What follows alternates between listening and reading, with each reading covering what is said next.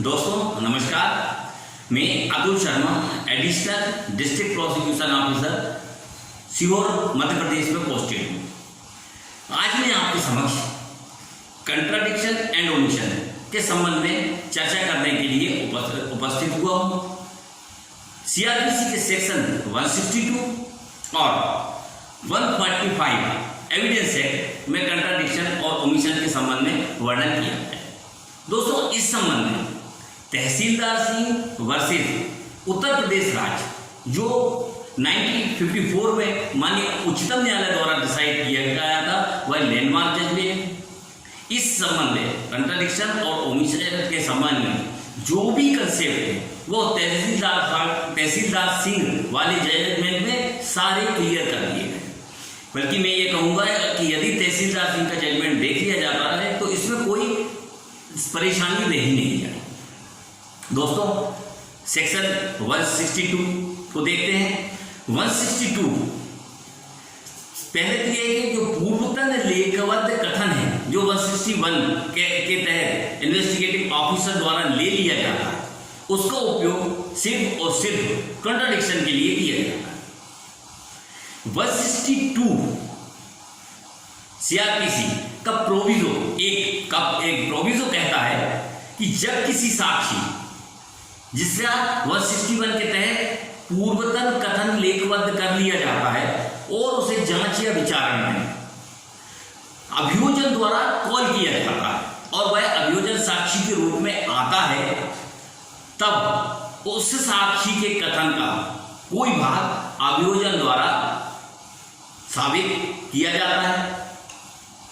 अभियोजन द्वारा जब उस भाग को साबित कर दिया जाता है या पूर्वतन कथन को साबित कर दिया जाता है तो वह 157 एविडेंस एक्ट के तहत साबित हुआ कहा जाता है और उसको की संपुष्टि कर दी जाती है। और फिर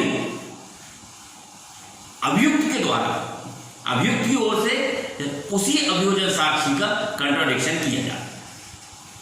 इससे अतिरिक्त कभी ऐसी स्थिति भी होती है कि जिस अभियोजन साक्षी को अभियोजन ने बुलाया है वह अभियोजन के कथानक के किसी पार्ट का या अभियोजन के उस पूरे कथन का समर्थन नहीं कर रहा, तो ऐसी दशा में अभियोजन पक्ष 154 एविडेंस एक्ट के तहत न्यायालय से परमिशन लेकर सूचक प्रश्न पूछता है।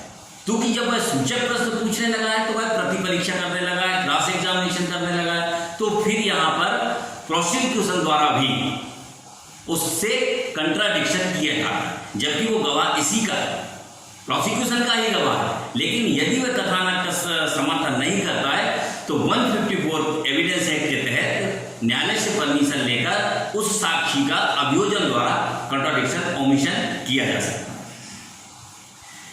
देखिए यदि लिस्टेड तो है अभियोजन साक्षी के रूप में, लेकिन यदि अभियोजन पक्ष द्वारा उसका साक्ष्य नहीं कराया जाता, उसे गिरफ्त कर दिया जाता है और फिर उस साक्षी को लेकर अभियुक्त द्वारा डिफेंस साक्षी के रूप में अगर लेकर आया जाता है तो फिर प्रोसिक्यूशन द्वारा उसका कंट्राडिक्शन ओमिशन नहीं किया जाएगा। इसके अलावा जैसा कि हमने बोला था कि 161 के स्टेटमेंट जो पूर्वतन कथन है का प्रयोग सिर्फ कंट्राडिक्शन ओमिशन के लिए किया जाएगा, लेकिन 162 सीआरपीसी में यह भी प्रावधान है कि यह बात सेक्शन 32 एविडेंस एक्ट और सेक्शन 27 एविडेंस एक्ट पर लागू नहीं होगी। ठीक है दोस्तों, इसके बाद हम देखते हैं 155 ऑफ एविडेंस। ये दो भागों में डिवाइड है।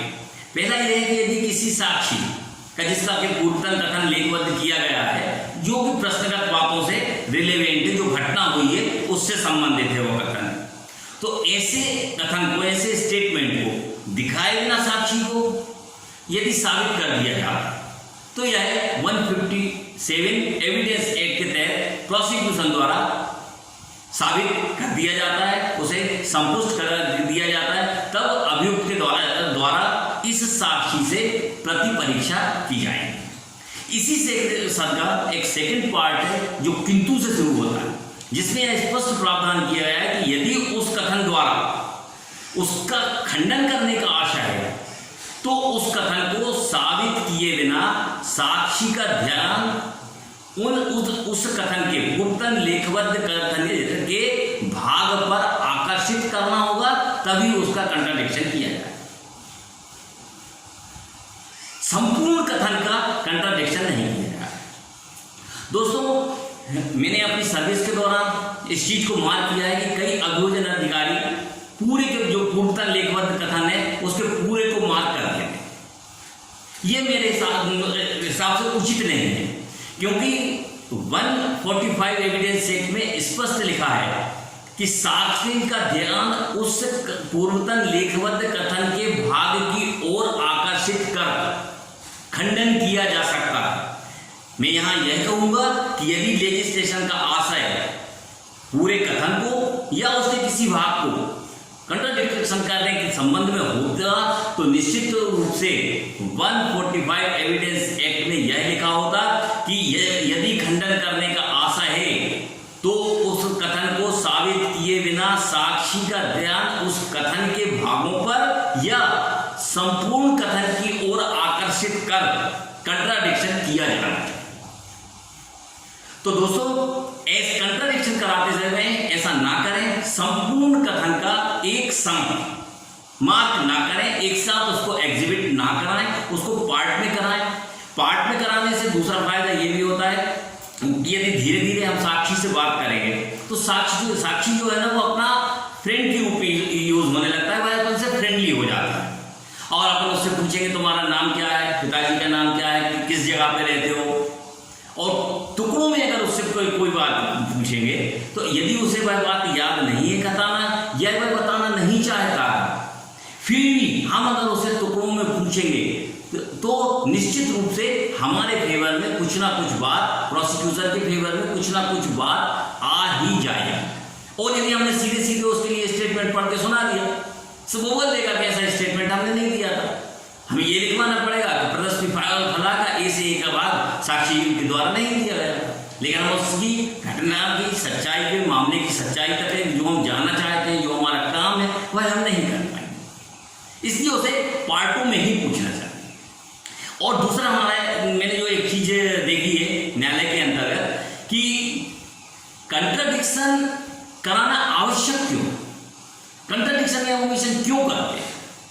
निश्चित रूप से सच्चाई तक पहुंचने के लिए। यहां एक बात दोस्तों अवश्य याद रखें कि हमने यदि कंट्राडिक्शन किया या हमने ओमिशन किया और यदि हमने उसको मार्क नहीं करा है, एग्जिबिट नहीं करा है, और एग्जिबिट करा के हमने उसे A2A, B2, C2 नहीं मार्क करा है, तो जजमेंट के समय न्यायालय के द्वारा वह नहीं पढ़ा जाएगा और हमारे कंट्राडिक्शन और ओमिशन करने का कोई फायदा नहीं मिलेगा। इसलिए जब भी कंट्राडिक्शन या ओमिशन कराएं तो उसे एग्जिबिट जरूर कराएं और A2A, B2B मार्क अवश्य करें। ये मैंने जो व्यवहारिक कठिनाई देखी थी वो मैंने उसकी आपके समक्ष में चर्चा की है कि ये तो संपूर्ण कथन को एग्जिबिट ना करके पहले तो साक्षी को फ्रेंडली बनाएं और पार्ट में उसको पूछें, तो निश्चित रूप से वो अभियोजन का समर्थन भी करने लगेगा और साथ ही वह गवाह जो है फ्रेंडली भी हो जाए। वैसे भी वह गवाह हमारा ही है। तो इस संबंध में और दूसरा तहसीलदार सिंह वर्सेस उत्तर प्रदेश राज्य के न्याय दृष्टांत का अवश्य से अवश्य अवलोकन करें, क्योंकि यहाँ थोड़ी सी समस्या है, इसलिए उसके बारे में डिस्कशन नहीं कर पाऊंगा। उससे कंट्राडिक्शन और ओमिशन के संबंध में सारे कंसेप्ट क्लियर हो जाएंगे। ये कंट्राडिक्शन और ओमिशन के संबंध में एक संक्षिप्त चर्चा।